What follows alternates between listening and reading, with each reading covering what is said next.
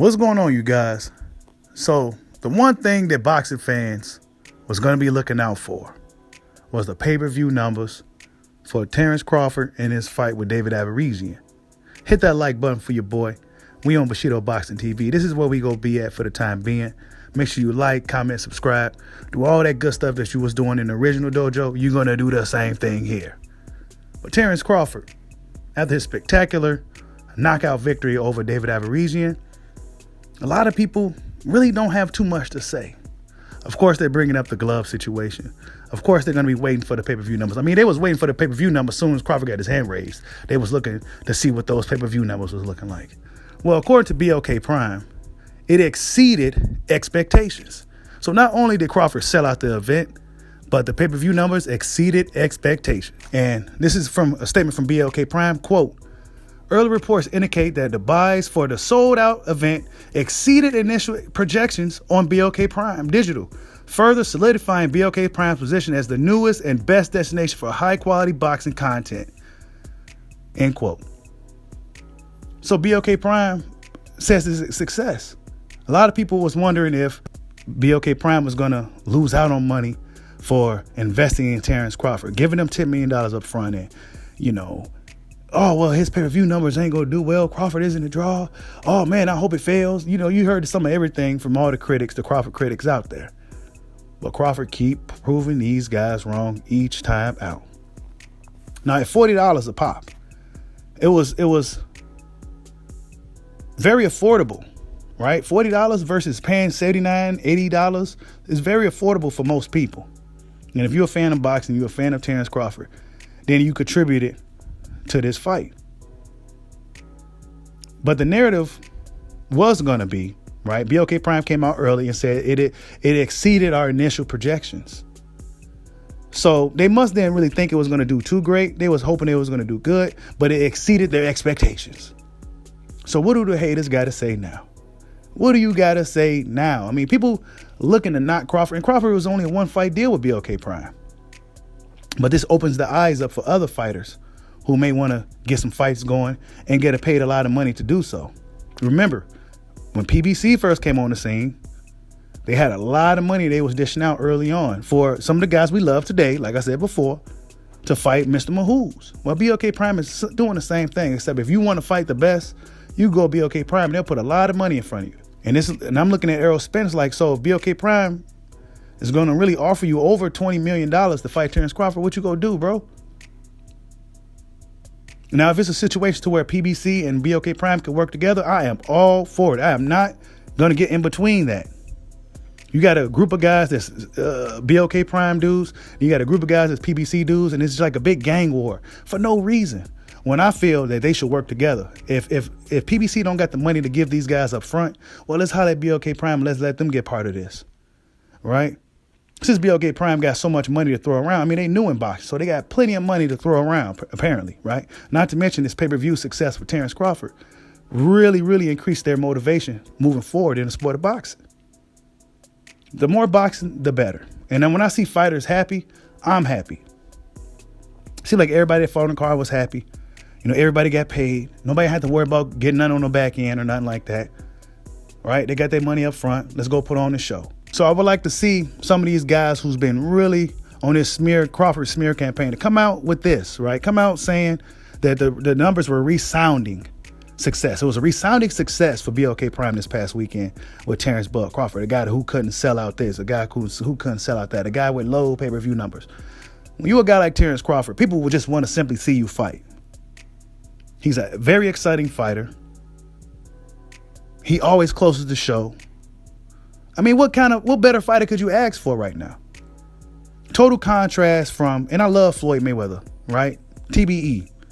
But a 35-year-old Floyd Mayweather and a 35-year-old Terence Crawford, who would you rather watch? Somebody that's actually coming out there to hurt guys and really put a stamp on it, or a guy that's going to go up in there playing around? I mean, hey, I like both styles, me personally. But if I had to pick, I would rather see Terence Bud Crawford. I would rather see Bud. But Bozy Ennis, the father and trainer of Jerron Boots Ennis, has some things to say about Terence Crawford's performance. Salute to my boy YSM Sports Media. You guys know YSM. That's my boy. Y'all go subscribe to YSM. Go check out his content. He's doing great work out here in the boxing community. But he was in the gym. He spoke to Bozy Ennis, and Bozy Ennis gave his thoughts on the fight. And Bozy Ennis, apparently he felt that Crawford started too late in the fight. But as we know, traditionally Crawford starts slow. He's downloading the data, getting the feel of the guy, getting used to his rhythm, his tempo, the speed of the guy's punches, to feel his power. Crawford takes a few rounds to get that adjustment. And then once he gets that, it's usually over from there. He got him out of there in 6 rounds. Now, Crawford hasn't had a fight since last November. Maybe he needs to shake some rust off. Maybe he just wanted to get some rounds in. Maybe he just wanted to give the fans a little show before he closed it. But Bozy Ennis says this, quote, "I thought he started too late. He could have got him out of there earlier than that." And that's the problem he's going to have if he fights Spence. If he ever is going to fight Spence. You can't start off slow like that. You got to start fast when you fight Spence. Bud has a habit of feeling a person out in the first round anyway, to see where they're coming from, if he feels pressure or if he's going to have the box or whatever. He starts slow all the time, and that's was going to be his downfall with certain fighters. You got to start quicker than that. He gets his timing and coordination together after 3 or 4 rounds, and he starts to picking it up. You can't do that with Errol Spence. Errol's a good fundamentally. He's basic, but good basic. He uses his jab, hands up high, nothing spectacular. He just do his job and puts the pressure on you. And he's accurate with his assessment. He's very accurate here, right? Spence is very basic, high guard, fundamentally sound, very good basics, but he's basic nonetheless. And this is something that I've been saying for years. If you've been following me on the original channel, check out the playlist, the Spence Crawford playlist on the original Dojo Bushido Boxing. But like I said for years, Spence, while he may be textbook, is a book that everyone's familiar with. But a guy like Terence Crawford, he's not textbook. Everybody's not familiar with this book. So you're going to have to get all kinds of crazy sparring partners. You're going to have to really figure this guy out. And not to mention, Crawford fights different every fight. So you don't know what Terence Crawford's going to do. You know what Errol Spence is going to do. But one thing you do know about Crawford is that he does start slow. He starts out really methodical, really slow, gets a feel of it, and he lulls the fighter into fighting his pace. Now, if Errol Spence decides to come out hot against Terence Crawford, that could be a good thing or a bad thing for him, right? Because Crawford could be prepared for that in a fight against a guy like Errol Spence.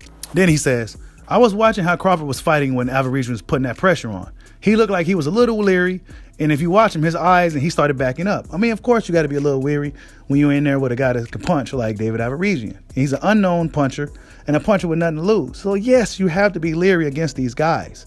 Crawford is a guy who can't afford to get hit by jabs or anything like that. Well, he'll receive a lot of criticism, right? Damn if you do, damn if you don't. It's a fight. You're going to get hit, right? It wasn't – I thought the performance was excellent. He put on a show. He showed masterful boxing skills and IQ, and then he finished it with a very, very impressive 2-punch combo. Beautiful, beautiful, absolutely beautiful. And what I noticed is that Crawford was slowing up the velocity of his punches, really like kind of peppering in between shots. And he did it so much that he lulled Averisian into that type of fight. And that's when Averisian threw those that lazy jab, that lazy punch, thinking Crawford was going to play the lazy game. Crawford came out hot on him. Smack, smack. In between 2 shots, put him to sleep. Beautiful. Absolutely beautiful. Then Bozy says, "I would have put that shit together real quick." Then he was getting hit with shots that he shouldn't have been getting hit with. So imagine if that was Spence, said Bozy, end quote. Salute to my boy YSM, man. Much love to my boy YSM for the interview, man. He's doing good work out here. But that's what Bozy had to say. I don't quite agree, because Spence isn't going to take some risk. He's not going to take unnecessary risk like a guy with nothing to lose. He's just not going to do it. Stylistically, Crawford is a bad matchup for Spence. Like I said, you could disagree if you want to. Stylistically, Terence Crawford is a nightmare. Errol Spence hasn't been in there with enough crafty guys. Enough guys they're so versatile, that can give Spence so many different looks, so many different things he's doing there, so many different angles he could punch from, so many different ways he could stop you. I haven't seen Spence deal with that type of guy. Errol Spence, while he's very dominant in his approach, is a very basic approach. Not too many people could deal with it as of yet. But a guy like Crawford, maybe even a guy like Thurman, can give Errol Spence a lot of problems. But yeah, you guys, BOK Prime pay-per-view exceeded expectations. It was a resounding success. People was going to be hating on Crawford. This is what they was waiting for as soon as he got his hand raised. But Terence Crawford pay-per-view did better than most people thought was going to do, right? According to BOK Prime, they came out with a statement. Bozianis said Crawford started off a little too slow, but this is what Crawford typically does, and he closed the show in the core half of the fight. So it was a really good showing. We got to see where Crawford's at. Has he lost a step? I don't really think so. If he did lose a step, he gained one by knocking people out every time he fights. Tell me what you guys think. Hit that like button for your boy. Much love to everybody. Peace out.